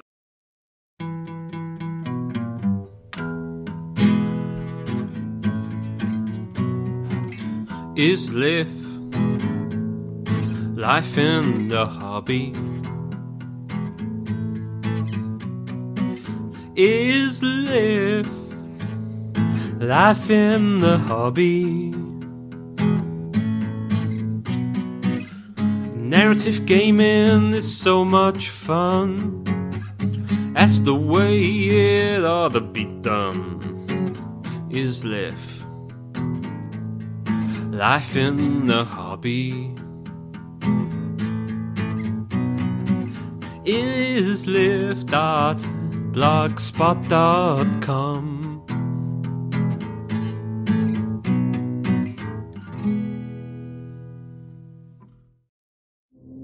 Shatara Lost, a Masters of the Forge narrative battle report. Prologue. The remnants of the Wa Drill Teeth flotilla prowled the Pikeshi sector. It was an ornery lioness stalking a cage, daring anyone to test its mettle. Of course, although these orcs had chosen to stay with the dock, many of the warlords under his banner had done so only to bide their time until they could ultimately assume control themselves. Drillteeth had to strike fast. Drillteeth and his chief advisor Big Mac Scared had grand designs within the Pikeshi sector, which he kept secret from most of his generals. Though it was really meaningless, any fight would do at this point, and he had set his intentions on the Shatara system. Shatara is a lonesome brown dwarf which roams the emptiness between the stars of the Pikeshi sector. Its only habitable world, Shatara 1, lies very close to the little star's dim red light. The resources on the world and its dozen moons have been mostly played out, but are still a good source of souls for the Imperial Guard. Indeed, one continent boasts lush death-world conditions and is full of horrific dangers which produce some truly unique and deadly soldiers. The other significant world in the system, Shatara 3, is a huge gas giant which has scooped a massive path in the system's enormous asteroid belt. Both the belt and the world are mined for raw materials. Shatara offers very little resistance compared to other systems in the region, and is within striking distance of the Iaden subsector, and the Wa's penultimate goal, Pikeshi 4 in particular. Drillteeth knew that a frontal assault on Pikeshi 4 would not be successful. The resistance would just be too great. Instead, he intended to take Shatara in order to build a steady resource stream for the forthcoming campaign. After that, well, he told few of his advisors those plans. All hinged on Shatara 1, though, not only strategically for future conquests in the region, but for his tenuous hold on leadership. Therefore, Drillteeth threw every boy, knob, and battle wagon he had at that world. The rank and file embodied their warlord's desperation and zeal. They cut a ruthless swath from city to city, taking slaves by the millions and immediately setting them to work in the manufactorums. It hadn't occurred to the local PDF to destroy or sabotage their own infrastructure until it was too late. They had no reason to, of course, considering their knowledge of orcs was limited to the closed-minded teachings of the Imperial Truth. Only when these factories started churning out soot-belching monstrosities of Orcan design did the Imperial forces finally start scuttling their holdings before every retreat. A traditional combined force of Imperial units defended the world for months, trying to stem the tide of orcs swarming them. The order was finally given to flee the inevitably lost system and exact exterminatus upon Shatara 1, if possible. Unfortunately, exterminatus now seemed highly unlikely due to the heavy resistance being offered by the orcs in orbital space. It was almost as if the orcs had sensed the impending fallback and stepped up their swarm of fight-bombers and torpedo barrages. The Imperium held a few cruisers as well as a few lesser transports in a tenuous orbit above the last remaining defensive cordon. A small but mighty cadre of defenders volunteered to hold this ground position in order to give the Imperial commander, as well as other high-ranking officials, a chance to dust off to relative safety. This force consisted of several different sub-factions. The group in charge of this operation were a small contingent of Blood Ravens who had recently been operating throughout the Pikeshi sector. They were already deployed on Shatara 1 when the orcs attacked, though they had offered no explanation as to why. Throughout the months of fighting, they had grown dubious of Drillteeth's motives in the sector, convinced that there was more to the warlord's motivations than pure conquest. Bolstering their numbers was a mixed force of the remaining PDF and House militia. They used whatever prefabricated defenses they could to fortify their position, hoping to create adamant speed bumps for any advancing orc vehicles. Rounding out the local guard was a venerated Shadow Sword, with its support team led by a tech priest. The Shadow Sword remained on this doomed world because no heavy lifting capacity could be found or brought on planet in the end. Due to this, 3 Imperial Knight Paladins also joined the last stand. The Knight Pilots vowed to fight to their last breath so that their families and patrons might be spared. In all cases, the pilots of these great war machines were ordered to scuttle the vehicles before they were overwhelmed so that the orcs would not loot them for their own. After receiving a port by commandos from the defensive position taken by the remaining Imperial forces, Drillteeth knew just the orc to take out this seemingly impregnable wall of heavy metal: Bosswagon Krumpa. Wagenkrumpe was notorious throughout Ultima Segmentum for suffering from a lack of temper or ambition, yet was still a true terror on the battlefield, snapping into a crazed fury when roaring to war in one of his many custom battle wagons. Wagenkrumpe was one of Jolteef's most celebrated and successful warriors, and the blitz on Shatara was right up his alley. It wasn't a calculated battle of attrition Jolteef needed, but a hammer's strike. 2 squads of Wagenkrumpe's best Ardboys and another 2 teams of fanatical tank busters mounted their roaring battle wagons and smashed through the city, followed closely by a swarm of trucks, including Wagenkrumpe and his knobs, a team of Ludas, and several teams of Gretchen, for managing the spoils of war, of course. They were also accompanied by one of Jolteef's personal Meganob squads, jaunting about in their own slim battle wagon.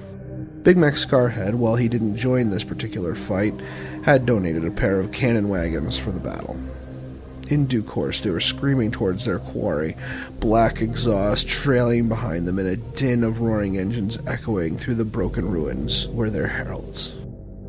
The battle wagons ripped through the skeletal remains of the city. They were a cacophony of screeching metal, exploding masonry, and screaming engines. In the distance, a space transport was pushing itself through the air on a pillar of plasma flame. "Faster!" Wagenkrumpe roared. Nearby, on the other side of a fast little river, stood the defenders. 3 tall Imperial Knights stood as monolithic shadows under the sun's pale red light. The Shadow Sword growled to itself. It was almost invisible to the eye, regardless of its colossal girth, thanks to the dim light and the machine's gray hull. "Ready!" called out one of the Angels of Death. The order was voxed throughout the detachment. Outside, even through the echoing din of the approaching orcs, the sound of heavy ammunition rotating into the 3 knights' rapid-fire battle cannons, and the whine of the cycling of the Shadow Sword's mighty volcano cannon could be heard by the few remaining House Guard troops scattered throughout the ruins. It gave them heart. "Fire!" Thunder and lightning ripped across the battlefield. Girders and plascrete buckled and melted under the barrage of las cannons and plasma cannons from the 2 flanking Bloodraven positions. The knights held their ground on the center and right flanks, and pummeled the oncoming orc convoy with a staccato burst of heavy ordnance. The battle wagons barged through the ruined tab blocks, even as they were blasted by battle cannon shells. Suddenly, the world was full of light as the volcano cannon found its mark and melted the engine compartment of one of the battle wagons, stopping it dead in its tracks. The tank busters inside seemed oblivious to the hot radiation, however, and simply began launching rockets at a tasty-looking knight. Somehow, Wagenkrumpe's truck grumbling up the Imperium's right flank was spotted by one of the knights, and then blasted into pieces, sending Knobs and Boss careening out of the broken husk. Instead of being left stranded behind his own lines, he reached out with a massive power claw as the Mega Knob's own slim and agile battle wagon screamed by. The engine was clearly too small for the load it was carrying, but the liberal use of high-energy fuels in the vehicle solved that mechanical conundrum with delightful ease. Fire roared out of the pipes as the machine blazed towards its quarry. The orc advance was implacable. Although a cannon wagon was engulfed in a terrible ammunition explosion cratering the general vicinity, the rest of the battle wagons weathered the storm with relative ease, shells blasting full force on the front armor and leaving only scratches. The Shadow Sword threw everything it had into the oncoming horde, obliterating one battle wagon which was pushing towards its position on the Imperium's left flank. Over a dozen orcs clambered out of the wreckage, thankful for their heavy armor and the administrations of their pain boy. A sizzling weird boy also emerged from the battle wagon's ruin, grinning from ear to ear and floating, never touching the ground. However, the arrival of a trio of tank-busting flyers spelled doom for another battle wagon loaded with boys. Coherent light lanced into the behemoth's front quarter, melting the engine and ruining its front axle. 20 orcs, also led by a weird boy and tended by a pain boy, cheered with mad glee and careened out of their decimated conveyance. The pilot of the most brazen of the 3 Imperial Knights swore an unsavory oath as his tactical splay lit up with hundreds of incoming projectiles. It was too late, though. The missiles were all fired iron sights rather than with a target lock, thus making the early more than they could chew, and were faced with a greater force of House Guard and Space Marines along with a lumbering dreadnought. They held their own in close combat for a short time, tying up the heavy weapons in those units, and scissoring a hapless librarian in 2 with a power claw, but they never made it to their ultimate goal. When the dust settled, the position was held, and the orcs were naught but spore factories. The two squads of Ard boys with their pain boys and weird boys tried desperately to push through the wall of oncoming battle cannon fire. Shells exploded all around them, even as the flyers dropped in graduates of the solar progenium all around them. The orcs faced these threats with zeal, although the scions did plenty of damage to the remaining orcs and vehicles. At great length, a small group of 5 orcs and a weird boy did manage to push through the middle and launch itself into assault with a squad of harrying Bloodraven bikes. Green fire poured out of the weird boy's eyes and mouth as the orcs all around him seemed to impact the Space Marines with unnatural force. The weird boy's staff was a nuclear blast of power, incinerating the squad sergeant with a single blow. However, they were only 3 by the time they broke away from the bikers. Although they eventually did launch themselves at the Shadow Sword, hammering at its hull with warp-infused strength, the tech priest within knew what had to be done. He cycled up the volcano cannon and closed its breach, incinerating the tank and everything around it. Meanwhile, the Imperium's right flank proved the weakest, as the tank busters on that side and Wagenkrumpa, along with the Mega Knobs, roared into assault position, using the momentum of their transports to launch themselves into the 2 remaining knights. Wagenkrumpa cackled with glee when he heard the rumbling explosion of the knight engaged by the tank busters. As for himself, he hamstrung his knight with a single claw swipe, bringing one knee crashing down. The Meganob surprised the Night Pilot with an uncharacteristic nimbleness as they swarmed over its carapace, cutting and smashing at key components. Wagenkrumpa was in mid-swing when the second knee came down right on top of him, crushing his bones. The last Night Pilot was alone, in a kneeling position and watching the carnage around him. He could feel the orcs swarming his machine, ripping and tearing. He prayed his thanks to the glorious Emperor of Mankind for his life, and detonated his machine, incinerating his assailants. A quiet fell over the battlefield. Only the dim buzz of 2 fleeing trucks full of Gretchen and Ludas, and the sick burning of priceless war machines could be heard over the sounds of the escaping transports blasting off from the nearby spaceport. The Bloodravens, accompanied by some of the Scions, rummaged through some of the debris in search of survivors. They hadn't explained, however, that it was orc survivors they were looking for. They found Wagenkrumpa beneath the leg greave of the smoking debris of the knight he'd helped bring down. He was alive, but barely. The surviving librarian also found himself a treasure. The weird boy had somehow survived the blast of the exploding Shadow Sword. Xenos' eyes had been burned out of his head, and it was horribly disfigured. The librarian ordered that both the orcs be taken and kept sedated for questioning. He wanted to know why they'd come to this particular backwater world of this particular sector. Once the prisoners were secured and the wounded had been given the Emperor's peace, the Scion's transports lifted the survivors to the safety of their orderly retreat. In the end, the world never suffered exterminatus, but a more dangerous threat to Drillteef's plans was at large. The Bloodravens now knew he was looking for a way to summon forth Tuska and his horde, and the answers to that riddle were on Pakeshi 4.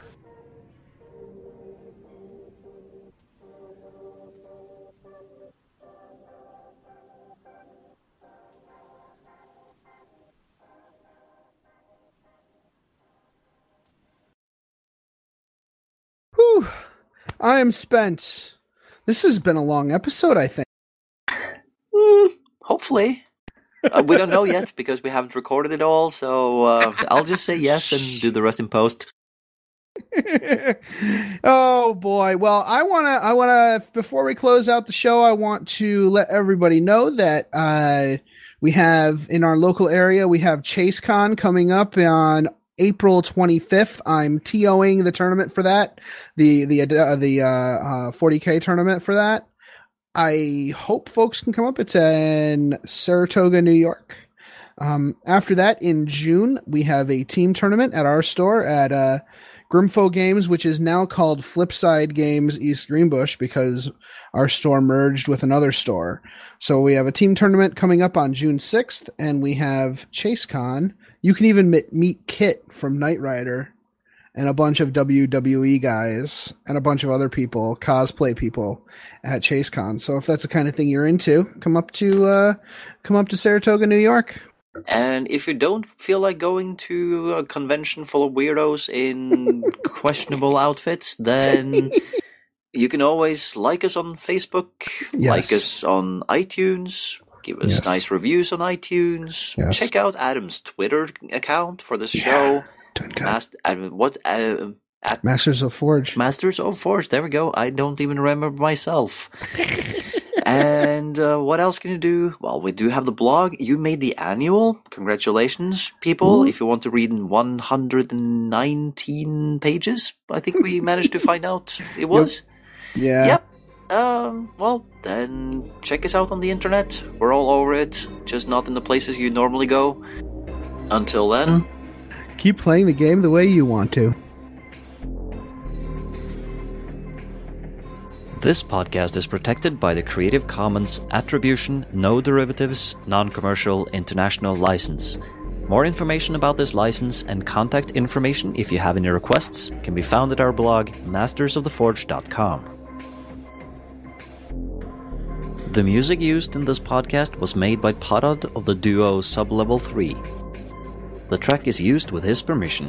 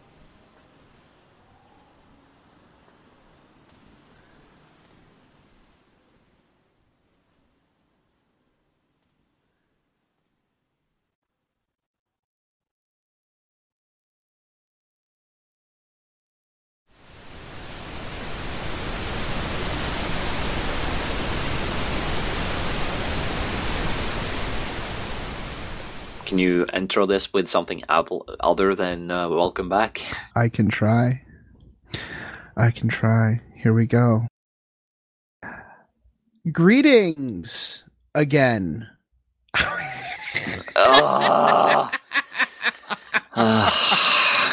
No.